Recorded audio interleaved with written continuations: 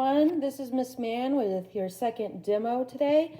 I am going to show you about how the convection of the mantle affects plate tectonics and their movement. So, in this experiment, I have two pans, one with cold water, one with hot water.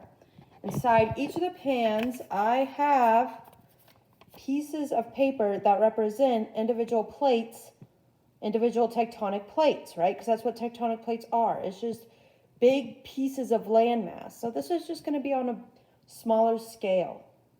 All right, so I've had this warming up for a couple of minutes. So first, let's go ahead and look at the cold water. If you look, you can't really see much movement in there. The plates look relatively still and relatively motionless, besides maybe me stomping around and sending vibrations through the water. Now let's go ahead and look at the hot water. As you can see, there's a lot of plate movement.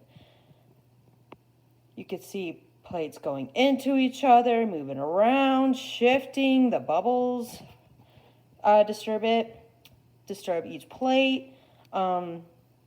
This is really just to show how convection in the mantle causes plates to move and shift and bump into each other, creating earthquakes and other landforms, right? So this one's the hot water, where this is one where we have the hot mantle on a source of heat. As you can see, there's a lot more movement in this pot than there is in this one. So this is no heat. This is heat.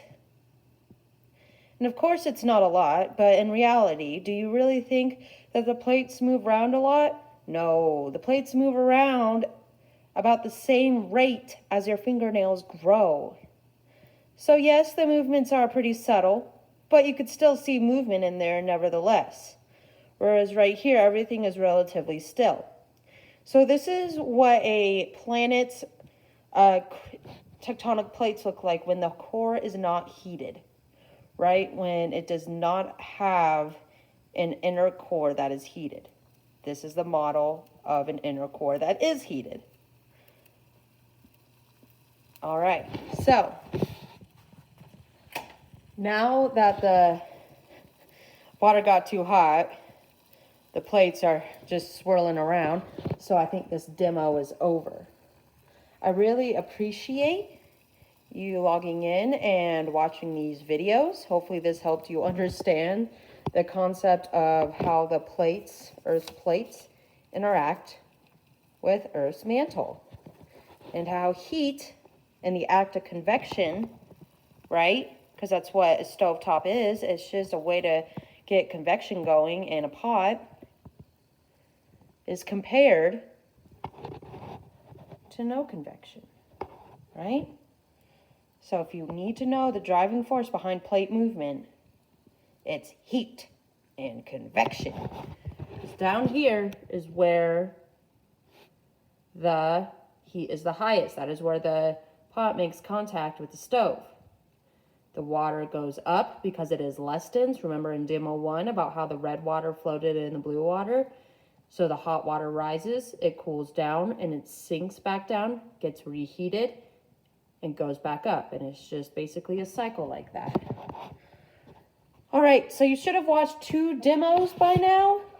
Go ahead, answer the questions on your worksheet. I hope this helped you understand the concept of convection a little bit better. And please make sure you watch these demo videos as many times as you need to. All right, have a wonderful day.